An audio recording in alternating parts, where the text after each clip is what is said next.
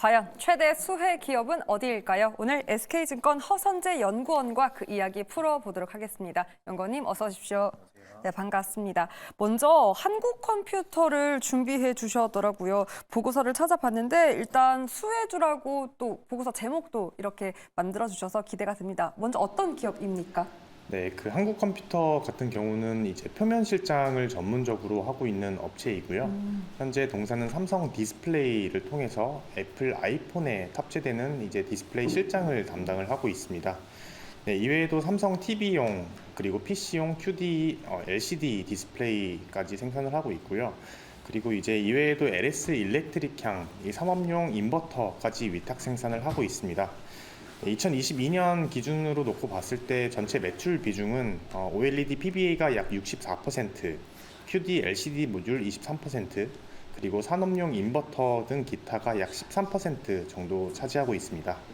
네, 이렇게 봤는데 궁금한 건 표면 실장이 생소해서요. 어떤 표면 실장에 대한 뜻이 궁금하고 이를 또 우리가 주목해 봐야 하는 이유까지 설명을 해주셨으면 좋겠습니다. 워낙 또 OLED 수혜주라고 거론을 해주셨기 때문에 아마 이런 표면 실장이 수혜가 될 수 있는 키를 또 가졌다고 봐야 할지 이러한 부분들 궁금한데요. 한번 이야기 조금 더 들어보도록 하겠습니다. 보고서 내용을 제가 보면 생태계 확장이라고도 표현을 해주셨고 이러한 기업들이 또 많았는데 표면 실장 때문에 또 픽을 해주신 것 같더라고요.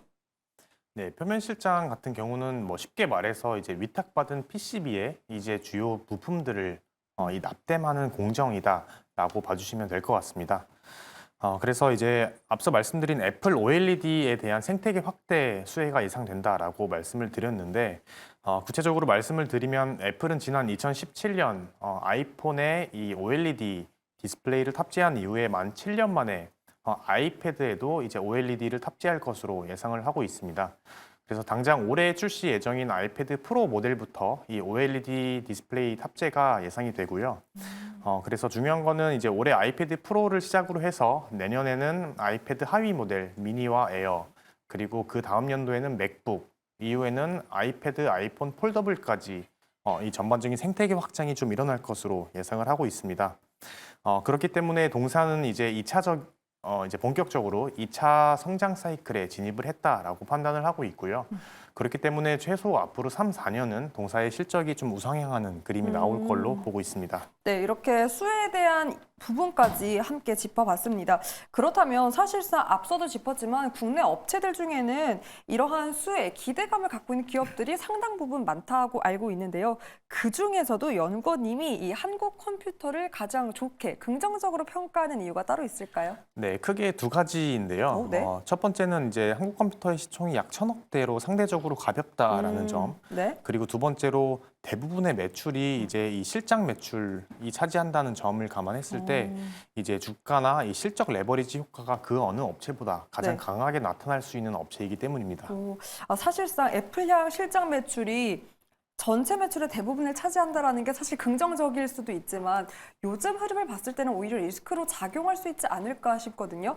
이러한 수혜에 대한 기대감을 충분히 애플에서도 충족할 수 있다라고 보시는 겁니까? 네, 왜냐면 이게 지금 애플에서는 아이폰에만 OLED가 탑재가 됐었는데 네. 앞으로는 아이패드 프로, 일반 모델, 맥북, 그리고 추후에 출시가 될 예정인 이제 폴더블까지 워낙 이 볼륨 자체가 크기 때문에, 때문에. 충분한 수혜를 예상해 볼 수 있다라고 보고 있습니다. 그렇다면 그를 전망해서 실적까지 한번 예상을 해보도록 할게요. 올해 실적은 어떻게 보고 계십니까? 네, 올해 실적 같은 경우는 매출액은 약 4,900억, 영업이익은 250억 네. 수준으로 예상을 하고 있고요.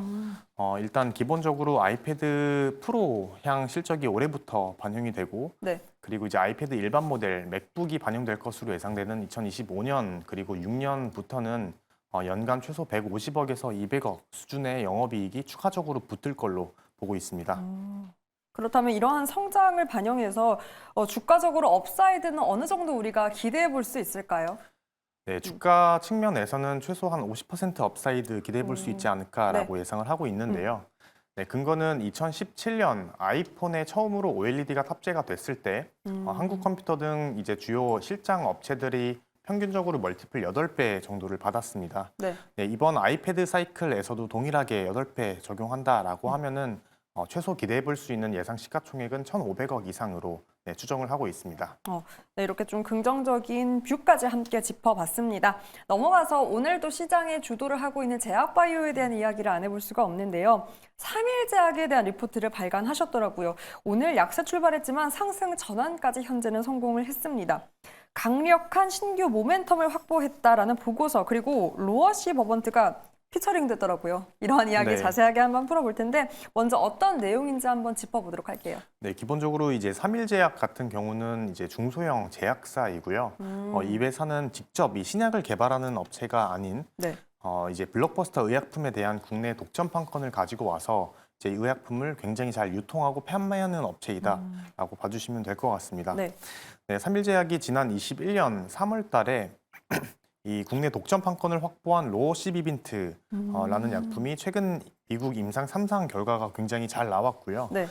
그렇기 때문에 이제 이 로시비빈트가 앞으로 동사의 실적과 주가에 좀 크게 영향을 미칠 수 있는 모멘텀으로 작용하겠다라고 판단을 하고 있습니다. 네.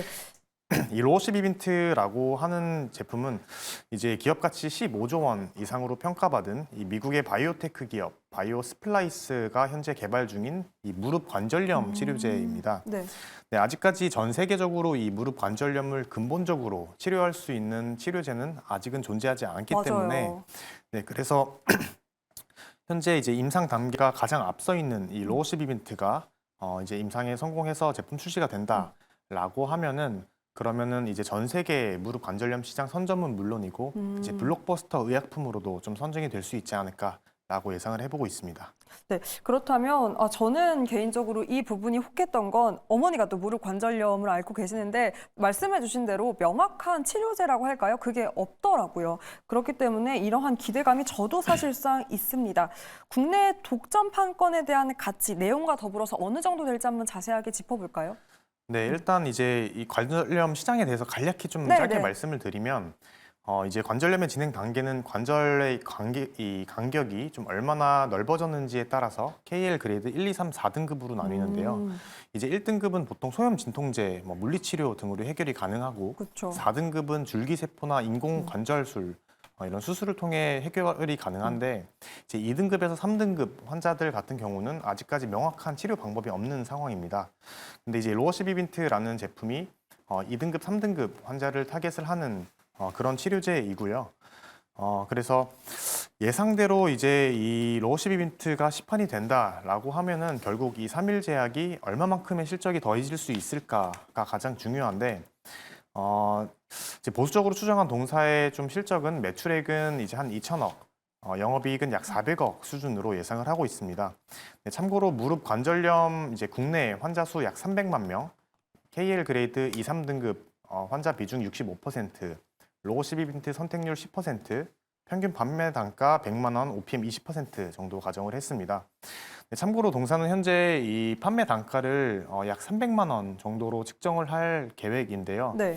이게 300만 원이라고 하면은 굉장히 좀 비싸 보일 수도 있지만 국내 경쟁 치료제인 뭐 일부 줄기세포 등을 감안을 한다면 지금 줄기세포 치료제들이 평균적으로 1,000만 원은 넘어가는 수준이거든요. 그렇기 때문에 일단 300만 원이라는 판가 자체가 그렇게 비싼 건 아니다. 그러나 저는 좀 보수적으로 한 100만 원 정도로 추정을 했습니다. 네. 보수적으로 보시는 이유가 따로 있을까요?